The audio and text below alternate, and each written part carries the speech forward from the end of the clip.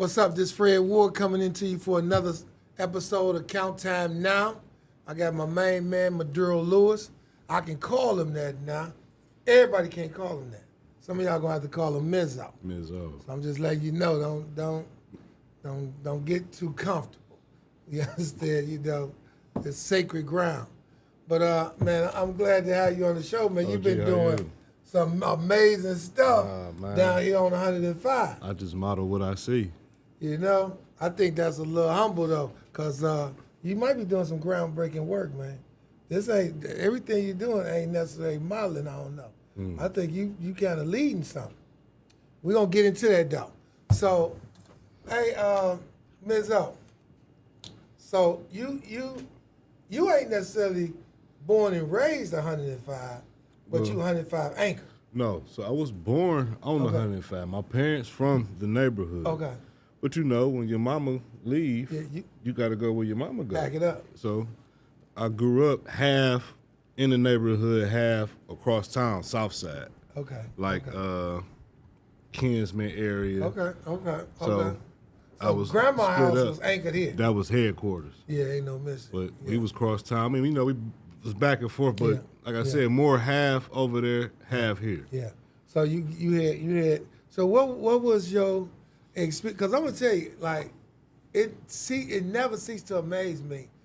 If you from 105, man, 105 got a hell of a chemistry. No, for sure. Like, you know what I'm saying, 105 ride with 105. For sure. You know, and they ain't too quick to let outsiders get into that groove. They got like 100 years. My folks, you know, shout out to my uncles, Idris and Edward Julian, better known as Shadu, to my uncles.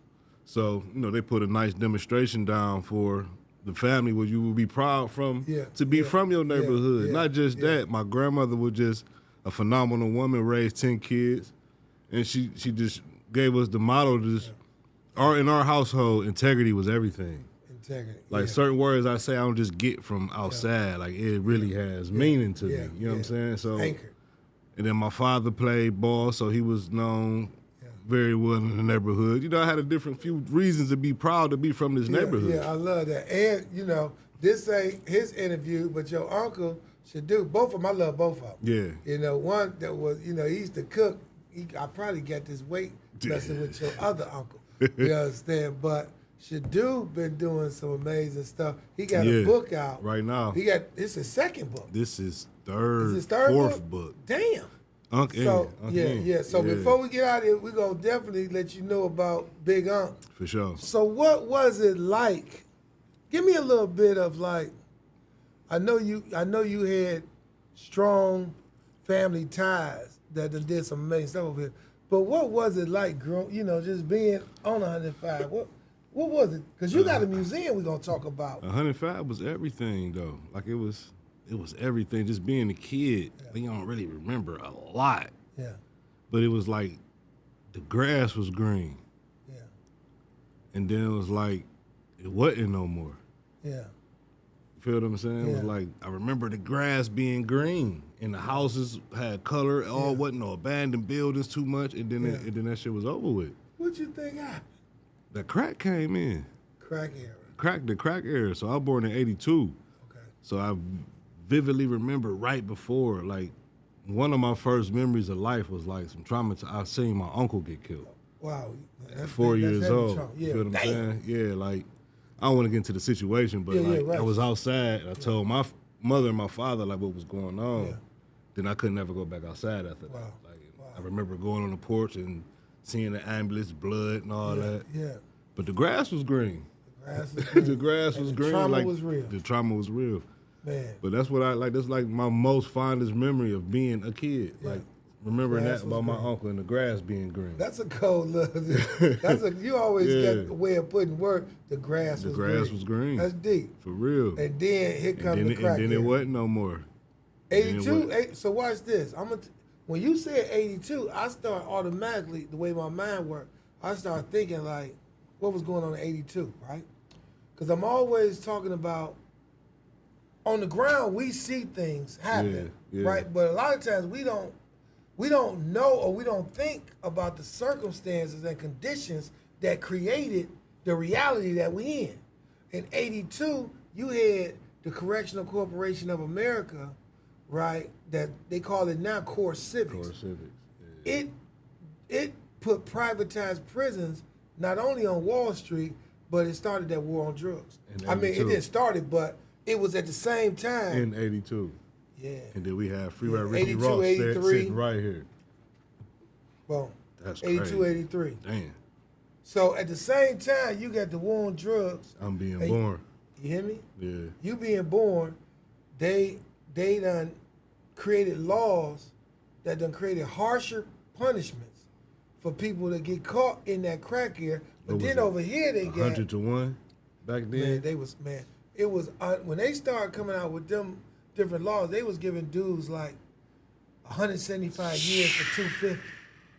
It was like we used to call it Buck Rogers time. Buck Rogers time. But we didn't know that you had the Nicaraguan war going on over here, right? Yeah, where they was talking about the U.S. was giving them weapons to fight a war in exchange for like dope that they was bringing and running throughout the neighborhoods, inner city neighborhood. Then you got the laws that was actually enacted, knowing that here comes knowing what's going on. So another thing, and I seen this, we just did some research. We looked at I got to show you this. In 76, they had so many crimes that was categorized as felonies, right? Mm-hmm. And it showed, the research we just looked up, it showed that every 10 years, it was like another 100-something increase of felonies, right? Crimes that wasn't necessarily a felony. And right now today, where it was like 170-something felony crimes on the books, now is like 800 and something, right? And it showed like every year maybe you getting high, was a misdemeanor. No, it's a felony. Yep. You know, taking, doing stuff in a school area might have been just. Yeah. Like when we not to even skip timeline, but when we turned 18, man, they waited for us to turn 18. Yeah. Like they knew our names and shit. Yeah. Soon as we turned 18, I swear for God, man, like all of us, it was like we all caught cases. We all got Lewis, that's my last name. Yeah. You'll be 18 in 2 months. Wow. Johnson, your birthday in 3 days. A month or two after that, we got felony. We caught cases. Some of us went to the joint. Some of us just got probation. Like, man, they waited on us, man. Hitting something. For real shit, man. No, listen. I remember that too. They did y'all like that too? I remember they was like, no. So for me, it was like, they knew like, oh man, he a juvenile. Yeah. We can't really, it was like you're a juvenile, so we got to call his parents and that. when But you it was was turning that 18, thing there, yeah. like when you get 18, That shit we was got over you. We got you. Soon as me and a lot of my homies turned 18, so I'm the last person, one of the last people to turn 18 that year. My birthday in December. Everybody who turned 18, your birthday in January, by March, you got a case. So watch maybe this. February. Remember I said how they changed certain crimes and made them felonies? Yeah. What about back then? You wasn't bonding kids over at 14 and 15 to juvenile. But now, watch this, but now you can catch a 14, 15-year-old that do some of the same stuff that you might have did in your homies. And they in the you going to adult prison. Going to adult prison. Because back then they gave you juvie life or something like that. But you still be in there with the juvie. You wasn't going to no adult doing prison. that now. That's another law. That's crazy. But it's deeper than that because, like you said, when you turn 18, do you know it's statistics? It's statistics that they got when you was born. What, 84? 82. So when you, in 1982, when you was born, they already had statistics that said, if you stay in this type of environment and you go to this type of school, and the school is kind of, But with them statistics, I don't really be believing that. I really think it's be about, because there's a lot of dudes and females that grew up in this neighborhood, they ain't fuck with us. No, okay, what you mean? Like, I'm saying, you saying that they still made So I'll give you my situation. As a kid, I had a best friend that was a girl. Her name was Nia. Okay. And, like, one day, we both walked outside, and I went left, and she went right. That's right. Like, and I'm talking about literally what happened. When I'm talking about, I went towards the corner, and she didn't go towards the corner. When I'm talking about statistics, I'm talking about probability theory. I'm talking about okay, that's what I wanted to say. Now, if you got a lot of people who want the glitz and glamour, like they want the gold. So you go outside, you got the color blue, and then you got the color gold. Yeah. Most people gonna go towards the color gold because it's light is it's attractive. A lot of people not gonna go towards the color blue because other people don't like the color blue. But knowing all the time the color blue was the safest way to go. That's right. So a lot of us, like a lot of dudes in the neighborhood, not really commend them because they had the mental power to not go out the yard that day and go left. They went right. And now, right now, they 40-something years old. They got families. Yep. They've been on their jobs 20 years, and this, that, and the third. I agree. So that's how I always viewed it. I got cousins, like, they didn't fuck with the streets. Right. Like, they didn't come. Like, I'm one of the only, me and a couple cousins, like, the only ones that got into the streets. Think about it this way. I got it. And I hear what you're saying. Everybody don't have to make the choices to go left. But like you said, you know that gold, a lot of people see gold as shiny, they're going to go that way. Yeah. What if, you understand, it's systems in place that to make you go gold? No, we gonna take the owner. We gonna keep the ownership. Okay. I went gold because I've made a choice. I'm owning that. But what if it's systems in place that say, I know that if the neighborhood is impoverished, if the school system is it's a depleted, higher probability him we going talking left. probability theory. We saying that, guess what? We know we ain't gonna get everybody in the trap. But we gonna get But such and such. the probability theory say that out of this neighborhood, we gonna get 35%. That's gonna go to that goal and gonna catch left. So that by the time they turn 18, we gonna know that, man, we need to start building these penitentiaries because shit, we got a whole group of youngsters that's about to be 18 in another 12 years. Man, they preyed on us, man. They preyed on us, man. They knew. The trap. That shit crazy. The trap. The trap. Yes, indeed. Because if you starve a mice and then put them in a maze and make sure the cheese is, you know, say white better trap, what about the rat trap? Mm-hmm. We know you hungry. What we gonna do? We gonna put that cheese right in that trap with the poison. And you gonna go to put it to poison. You gonna go right there and get your neck cracked. That's exactly what happened. That's exactly what happened. So it's amazing to me, man. And so, like, I wanna also get into, because I think this play a role too. You talk about how the neighborhood actually changed, like, you know, like crack era, grass is green. That's a hell of an analysis. You remember the grass being green, then the crack era, which was a whole nother set of services. And you start seeing strawberries. It ain't funny, but you a kid. Motherfucker like such got a strawberry. Like, I'm about to go get my Jimmy wax. You a kid, like, what the fuck is they talking about? and that was hardcore too. Cause you know what I'm half saying? the time those strawberries was women that was in the neighborhood that was this beautiful. Was such and such mom. Like, you ever seen the movie American Pie? Like, Stifler mom was she was cold. But then, like, say about 89, 90, 91, that crack done caught up to her. Yeah. And then now she outside. Destroyed, man. Strawberries. So we going to school. Like, that damn, destroyed family. Such mama a strawberry. You're like, damn. And then, like, yeah, man, that shit was crazy, man. Then they had raspberries. Raspberry. See that? Now you went raspberry. What was a raspberry? So from my understanding, what was them was the I dude. knew about strawberry, but so it's the opposite. Man, y'all be switching it up. No, man. this is what I heard. If you was outside, this is I remember as a kid. You had the strawberries and the raspberries. Then was the gay fiend dudes. No disrespect to nobody's sexual leg. Then was the dudes out there tricking for crack too. Oh, that's the red. Now you done went to like the movie Friday. I was outside, man. And I just remember shit from the street. That was the dude though. Strawberry and the raspberry. Wow, that's heavy. Yeah, that was the raspberry. You growing up, you just see everything deteriorated. People like family members, you just see this person had this, and then 5, 6, 7, 10 years later, devastated. Oh man, devastated neighborhood. Shit, I just seen people go from having to like sugar to shit. Nothing. Yeah, and I helped Yeah. That shit fucked up, man. Yeah. That shit fucked up. Yeah. Unconsciously knowing. The blind right? leading the blind. Because from your perspective, you might have just been figuring like you getting the bag. You getting money. When I ain't think nothing was wrong with the streets or selling drugs and shit, because I figured, like, I didn't know. Like, I didn't know it was wrong because I watch my uncles, do this shit at a high level. Yeah. You feel what I'm saying? So I felt like that was right. Yeah. But then I had aunties and uncles owning shit. Yeah. So I was like, grew up seeing both sides of the fence. Yeah. Like, You okay, seen I got that uncles gold, that's ball, I seen you the gold, that harm. and I seen the harm. Like, damn. Yeah. But I still ain't think nothing was wrong with it. We used to play dope, man.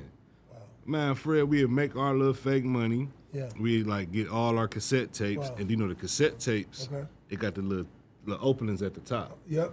You could dub over. Yeah. So we'd get 20 tapes. We'd put the paper in it, then we'd let it dry up, and then we'd take it out. Them was our rocks. Really? Man, was fucked creative. up. Yeah. We had our own money. I never wanted to be the police officer. I was always the dope man or the jacker boy. Right.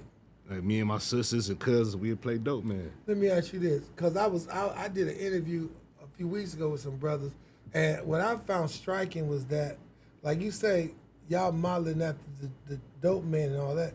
They was like, they had certain titles, like the mayor.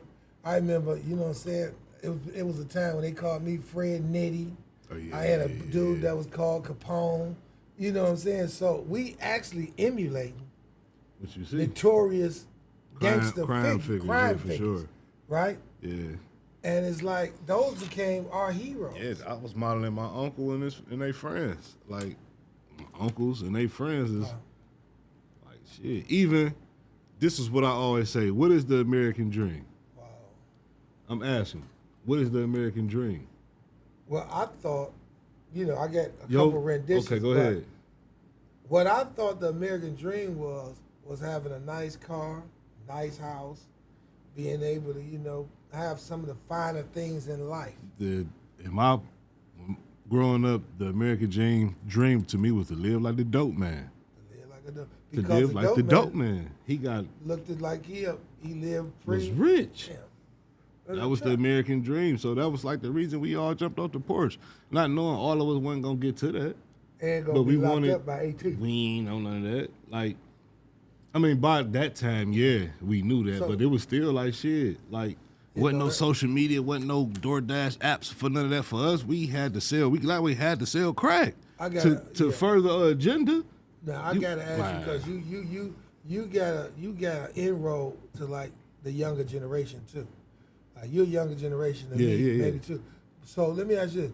Based on what you see and what you experience, right, and the role models that was there for you, how could you compare that to like today's youngsters? Like, what would they role models be? They role models would be the killers.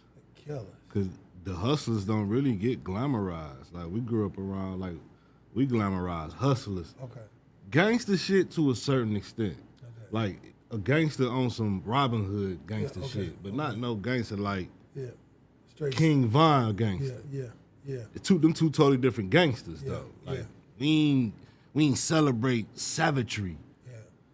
We celebrated the savagery if you was doing savage shit in the name of righteousness. If you get what I'm saying though. But we wasn't just that was kind of like frowned upon. Like, I just out here doing dumb. Wasn't nobody doing that. Everybody was all about a bag. Yeah.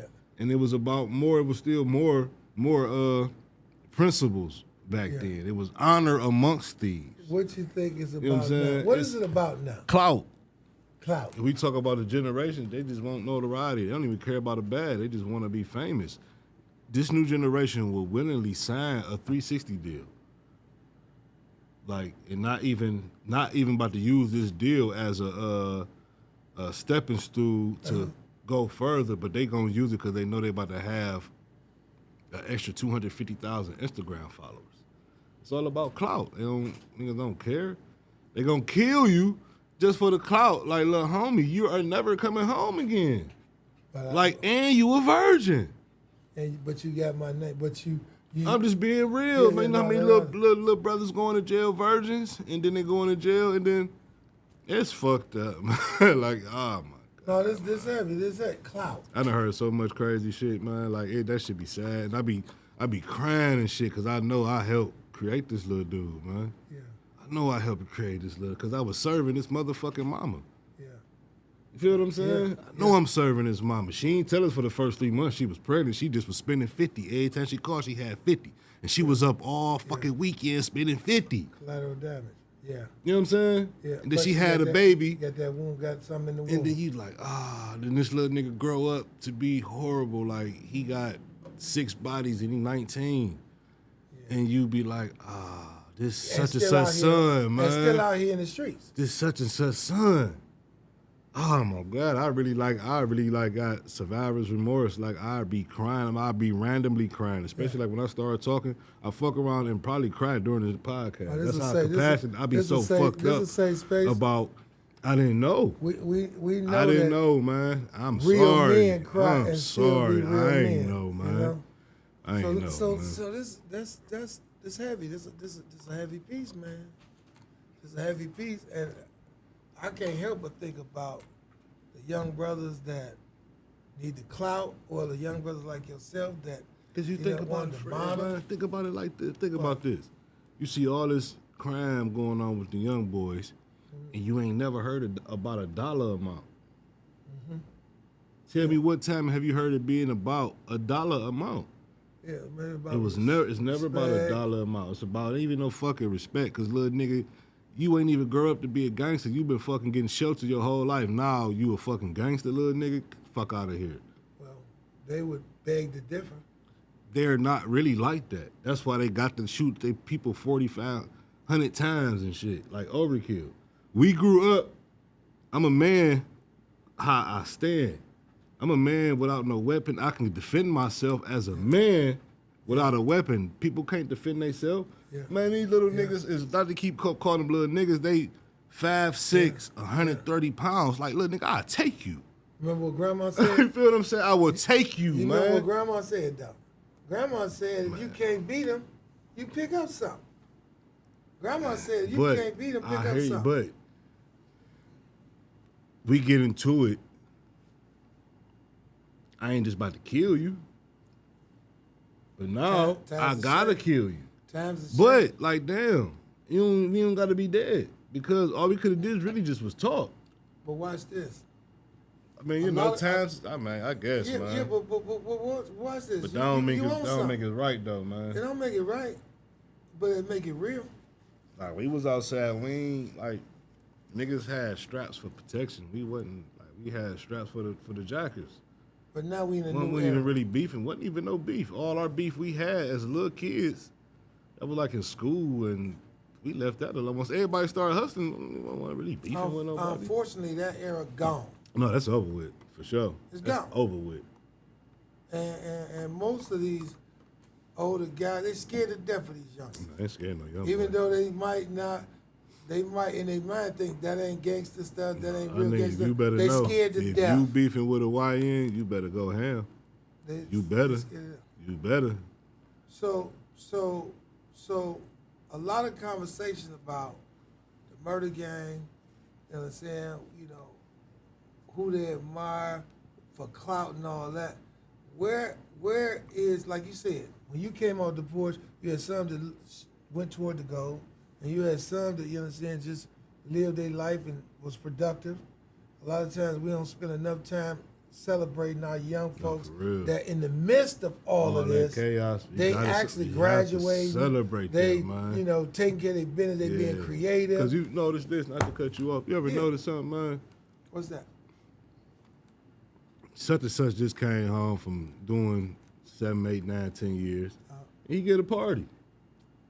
The whole hood look out for him. Okay. Such and such just came home from doing 4 years in college, ain't got shit. What's that about? We celebrating the wrong shit. Okay. Oh, watch this though.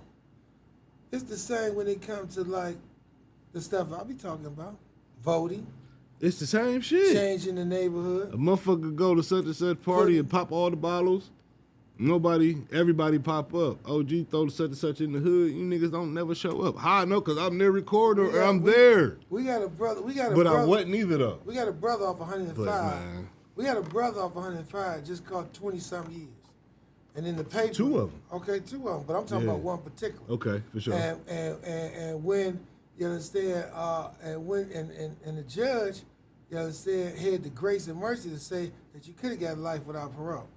But I see something in you. Yeah. I see something in you, so I'm not going to take your entire life, but I'm going to give you a long time to think about what you done did, right? Yeah. Now, this same individual, you know, we do the Juneteenth celebration. Mm-hmm. I remember I was trying to get with this young man a few times. I remember he came to Juneteenth one time, he ran down there, he had $20,000 in this pocket, 20,000 cash in that pocket. You remember that? Hanging out his pocket. Yep, I remember He's like, that. man, gee, I love what you're doing, man. You know, but man, you know, I'm gonna get with you. No, I'm gonna get with you. And I'm like, man, you ought to come get with me. And right? then remember what I sent you after that? Yep. What I sent you after that? You sent me where they was outside a strip club throwing thousands of dollars in the parking lot on the ground. All in the street and in the park, just throwing thousands of dollars on the ground, right? And so when you talk about like glorifying and worshiping the wrong stuff, right? Yeah. I can only imagine, right, if we could have got to that brother, right? Yeah. You know, and said like, man, you know, bypass the bullet a long time. A few times, right? Yeah. If you could make the transition right now, you know, and change your life around, man, it wouldn't cost 20 more years of your life. It ain't all of your life, but you gotta be about 40, 38, 40. No, you're older than me. You're a couple years older than me. About what? 40 what? About 45. So about 45. So about 45. 20 years, whatever, program, 65. drug program, 65. 60. You might get a couple. 60. Still got some life in you. Joint keep you halfway, you know, preserved. In shape and preserved, you know. Damn. So, but still. Both of them brothers, man, been gone just on and off. You know, and this ain't the first rendition of brothers we done seen.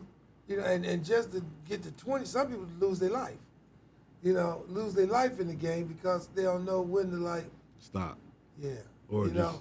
And so but that should be having me so fucked up. Those are critical examples, but I want to also move forward to like those that do.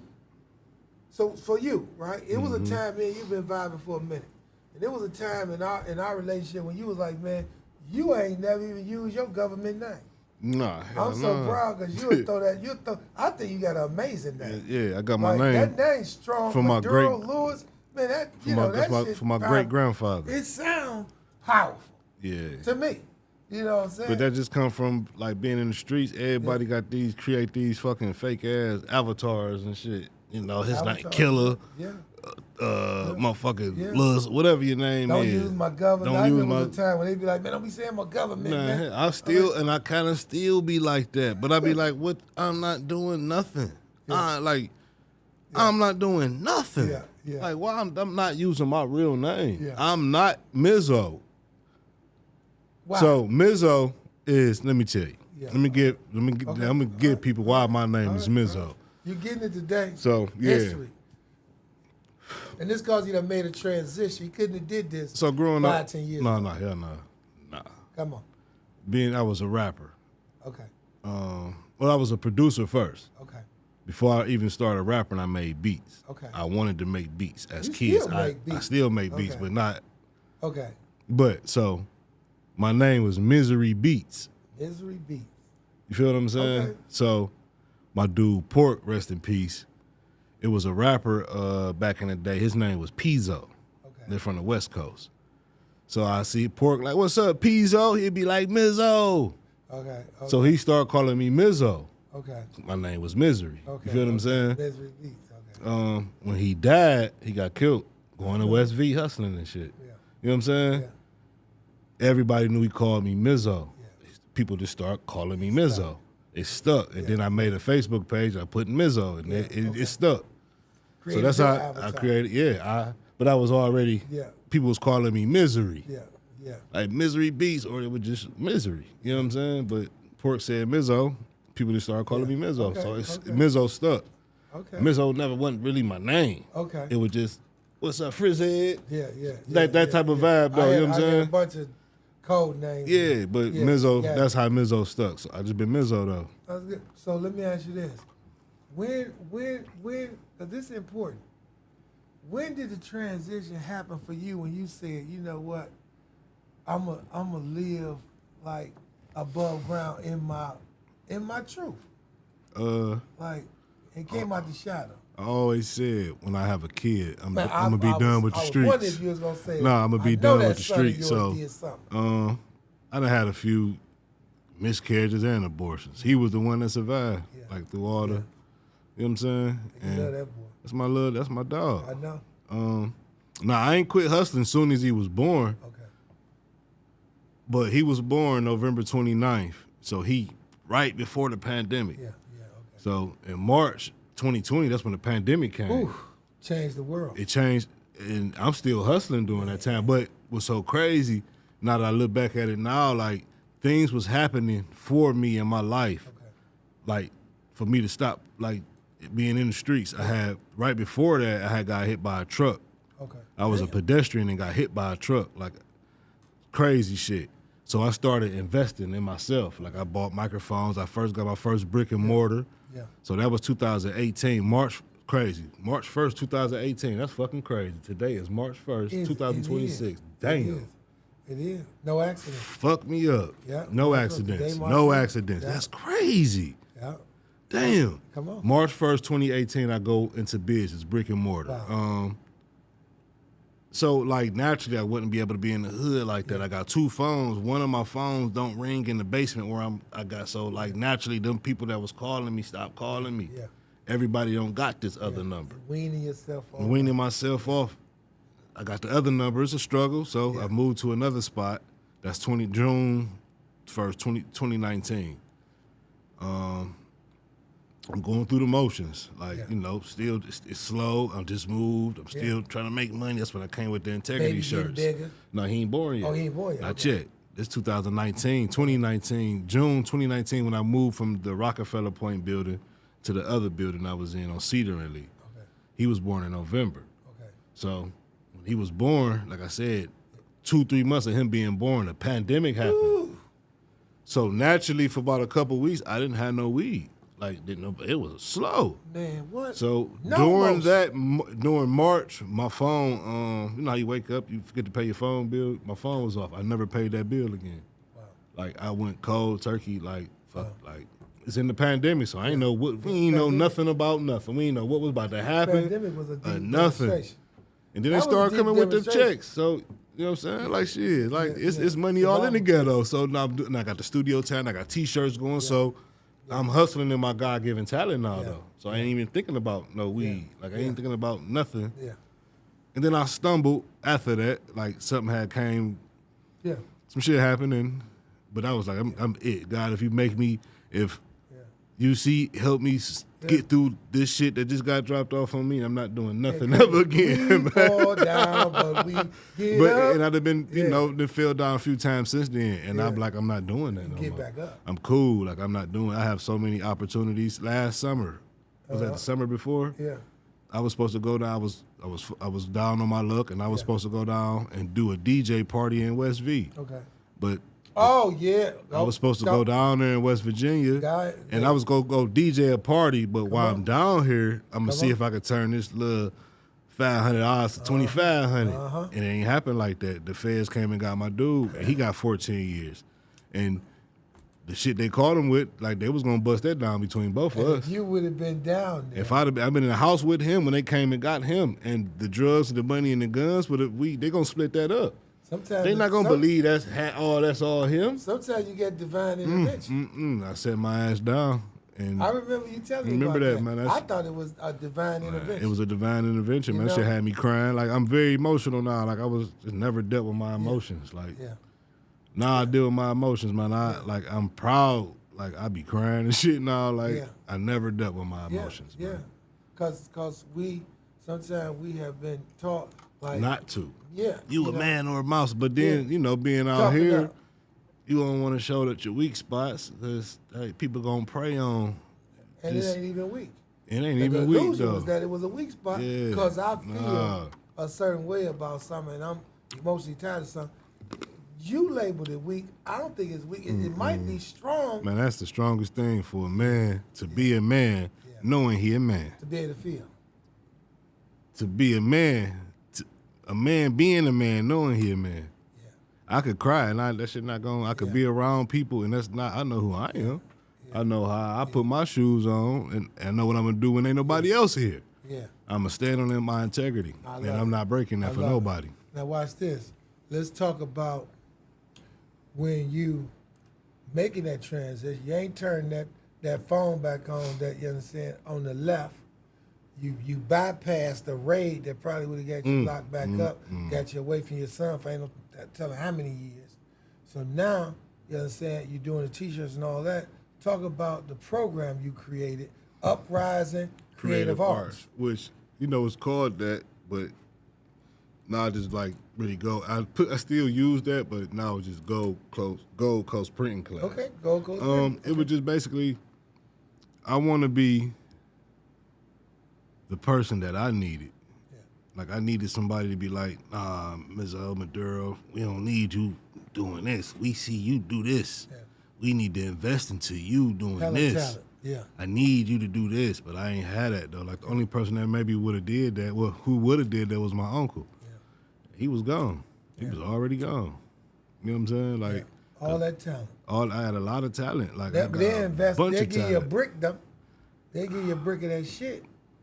But you say you... So I just want to be that person that I needed. Like, that's my driving force. Like, to be the person I needed. You downplaying a little bit. Tell them about all them kids. Yeah, a bunch of kids. You created. You bought your own equipment. Yeah, so like I did I had got, I was blessed with a grant. I was able to do a 4-week class. In the 4 weeks, if you stayed the whole 4 weeks, I provided you with a small press, a Cricut machine, and a copy machine, printing machine. We print out copy papers and all that, but that double as you print out the shirts you put on T-shirts. Print out the pictures, images you put on T-shirts. Gave them their own little business. A few kids stayed the whole 4 weeks, and I provided them with that. That's awesome. 2 of the kids, they still off and running. And you did, like they still off and running. Business for and I helped these little kids create and monetize a God-given talent. Which is I did. I did it. This particular class, I did this out of Corey Recreation Center. On 105? On 105. Giving back. That's what we talking about, giving back. Yeah, I did a few in the different schools and different libraries, just giving back to the neighborhood. Like I feel like I'm compelled to clean up, try to. Yeah. I may not was the biggest dope man out this bitch, but I helped destroy this motherfucker, man. Yeah.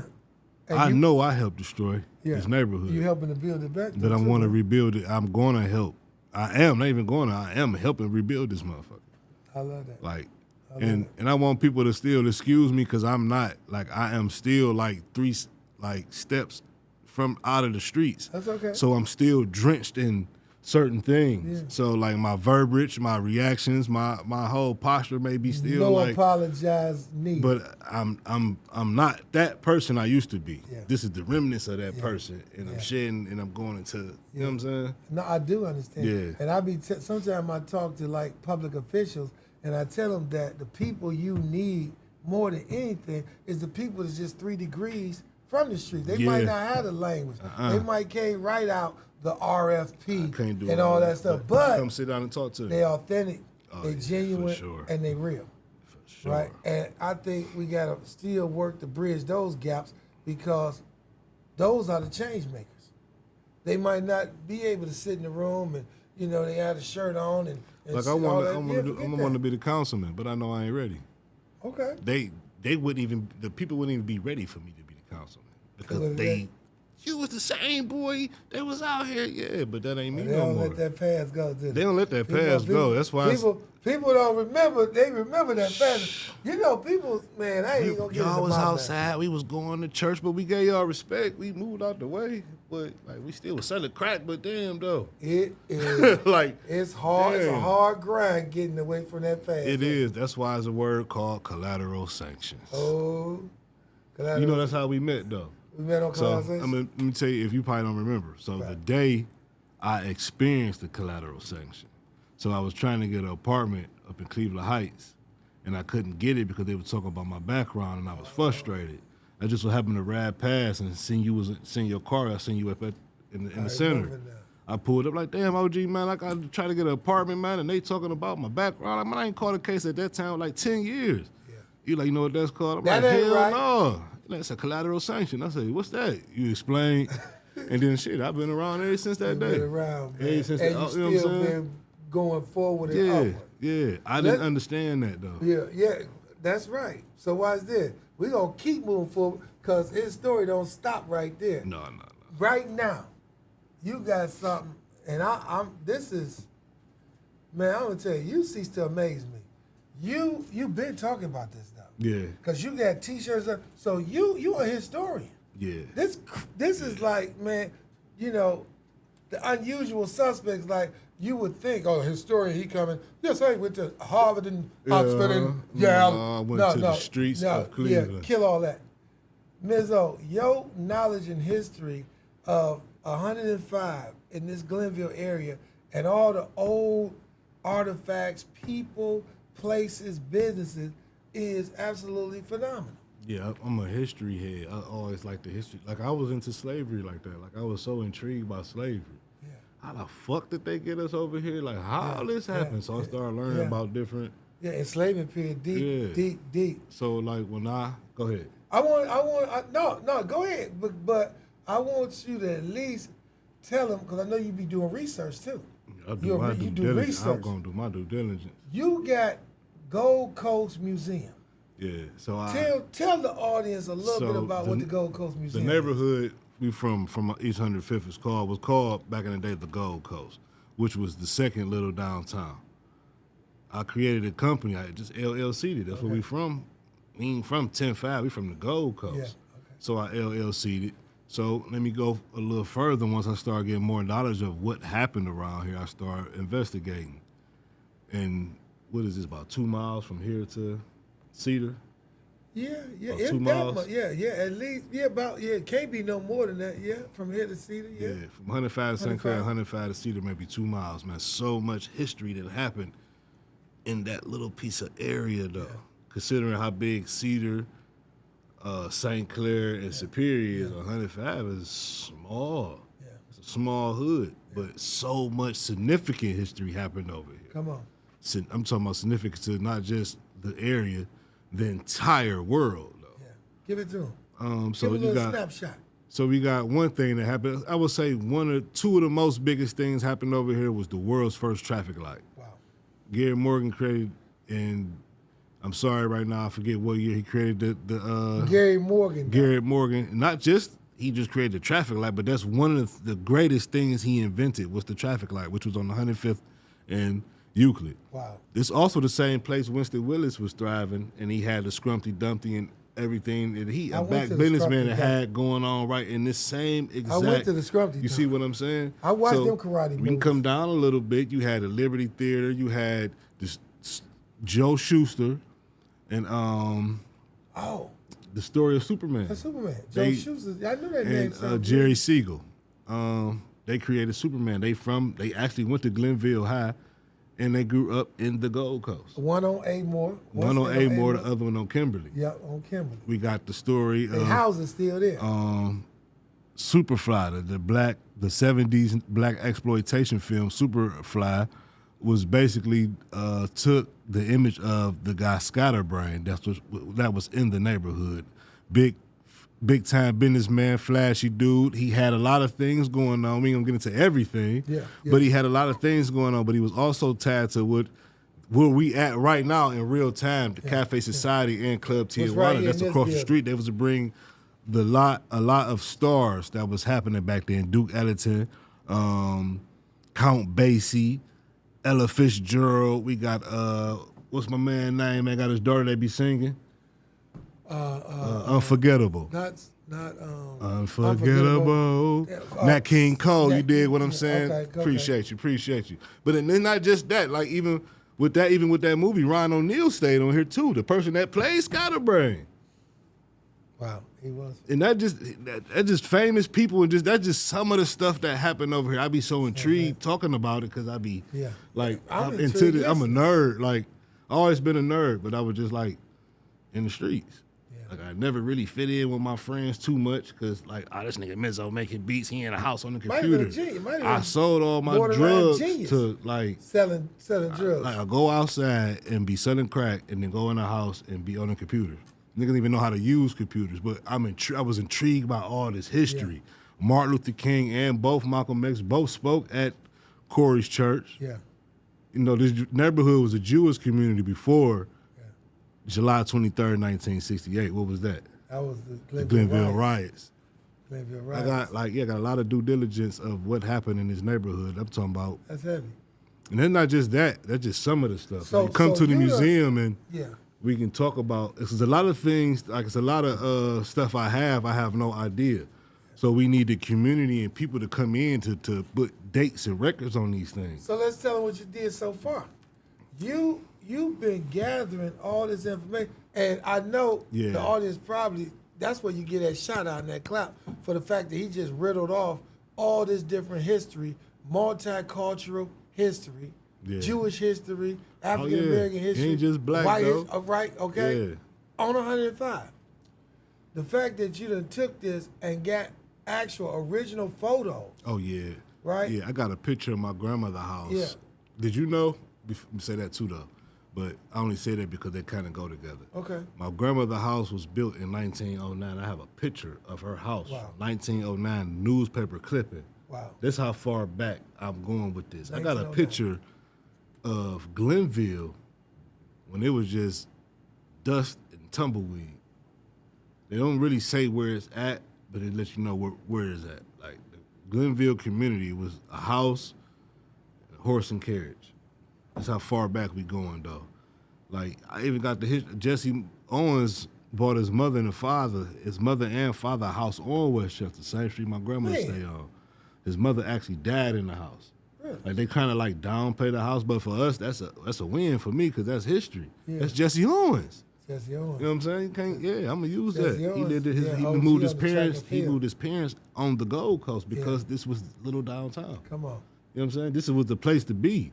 Like from end to end, this is where you wanted to be. That's pride in itself. That's pride in itself. Like, so that make you like, damn, all this time I was proud to rep this neighborhood, and we don't know what happened in this neighborhood, but you proud to rep 105. Like, lack of knowledge.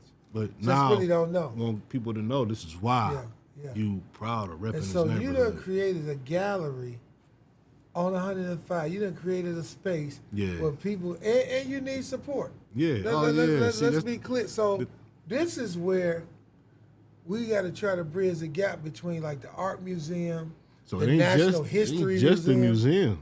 Yeah. Okay. I have a studio in there.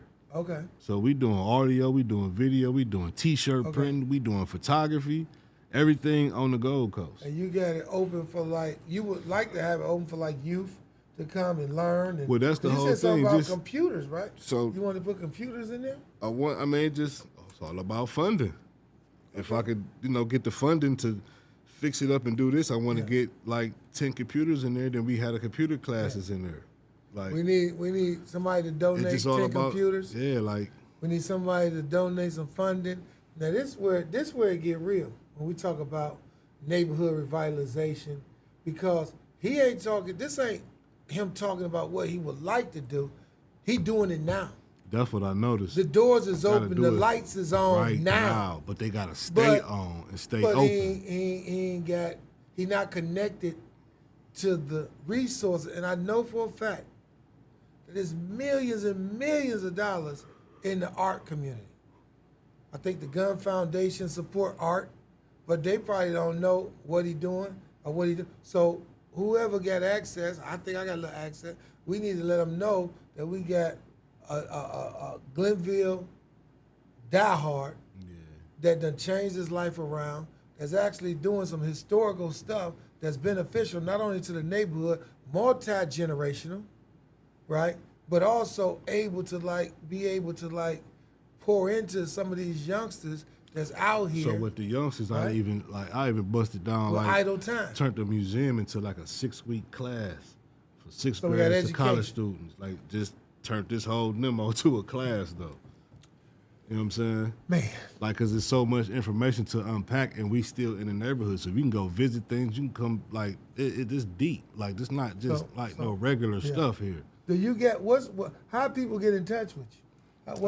Give them some information. Cause somebody gonna be listening. My email is gcu.216@gmail, and then directly, like my direct contact number 440-520-0146. Social media, Facebook is MD Lewis or Gold Coast Unlimited. That's Facebook, IG, and TikTok.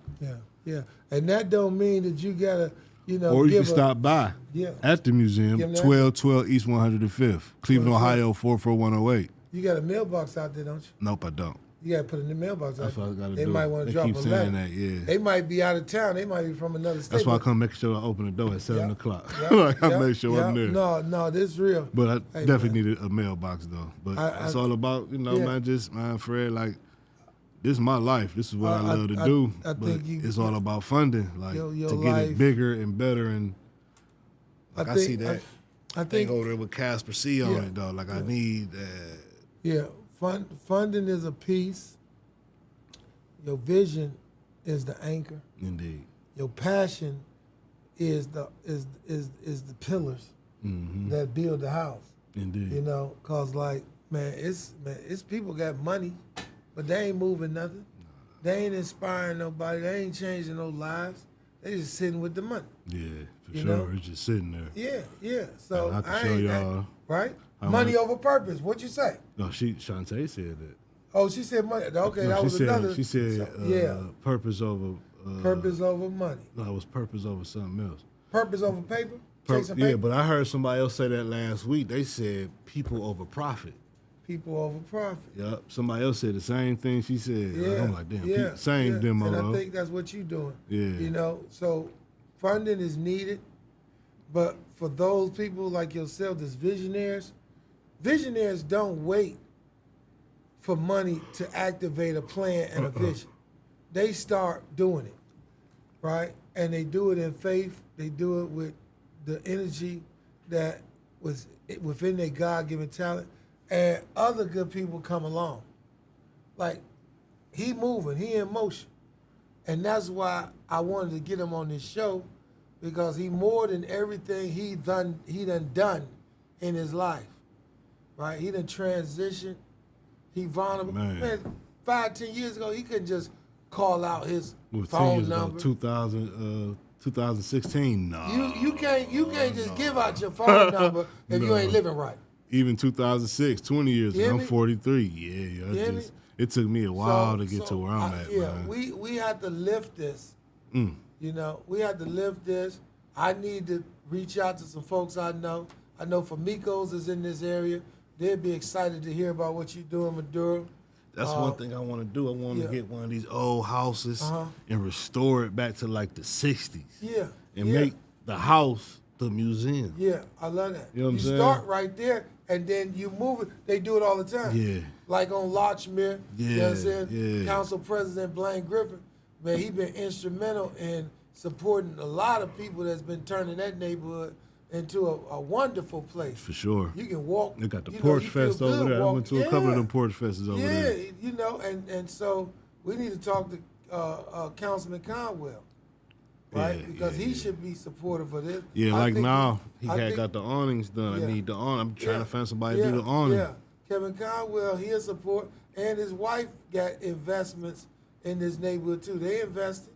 So we need to talk to County Council, Ms. Conwell, right? They do a lot of great stuff, really supportive. And we got to talk to Kevin, big dog. Got to invite him over there. That's what I got to do. Yeah, have you been over there yet? I seen him. Yeah. We got to get him over there. Yeah. He told me go holler at, go down there on Monday, council meeting night. Yeah. That's really, he going to be at council. Sometimes you got to tell him there And then when he be, because he like to walk a lot. When he I be see him walking, all the time. yeah, he walk. He'll walk. So he be crazy. walking. I already, I know him more Yeah. of being here Yeah. with you and Yeah. doing different Yeah. things. So We gotta we bridge at the the gap. gas station, Yeah, and young brothers up there, they doing their one too. yeah. And he just standing there looking at him though. He stood there maybe for about 3-4 minutes just looking at him like, do y'all not know who I am? Yeah. And I walk up, it's about 7 in the morning. And I talk to the young, I'm like, what's up with y'all? Like, what's up, Mizzo? What's up, OG? I said, y'all know who that is right there? They're like, nah, I don't know. That nigga just been standing there. Man, that's a fucking councilman. Man, them niggas melted. I said, he ain't gonna do nothing, but y'all don't even know. Like, get off the corner. Like, it's 7 in the morning. Like, bro, like. Well, we get that studio up, they can come in there. They can come in there and get some Only tea if you're serious. and a bit- No, you only if have you're to be serious, but, serious. Like I safe then- spaces. Yeah, but, in the but people neighborhood. try to take advantage of that safe space. They know Mizzo doing this. This ain't that, man. Like I ain't. This my life right here, Yeah, it ain't man. for everybody. This ain't for everybody. Yeah, it ain't for everybody. You know what I'm saying? But we create But spaces. for those yeah. who are willing to, know and appreciate what No, we this is- doing, Yep, yep. doors Matter of open fact, for you know what? Neighborhood connections be interested in what you're doing. United Black Fund. I heard of them before. They'll be, yeah. and that's Cecil Lipskin and some other amazing folks that's over there. It's a lot of people. Sometimes we just got to get the information. I ain't the best person because people they'll be doing what I do. They be like, man, I hear you, Fred, your name pop up, but what do you do? And, and so I'm sure. guilty myself. I roll these sleeves up and I just get to work.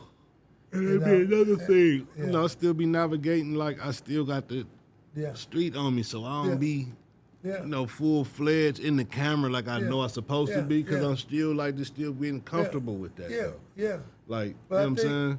Well, who say that you gotta be, In front of the tying camera. shirt? Yeah. You know what I'm saying? To No, I don't mind in wearing it, respect. but I mean, don't yeah, want you but- to be. I don't want a person to think they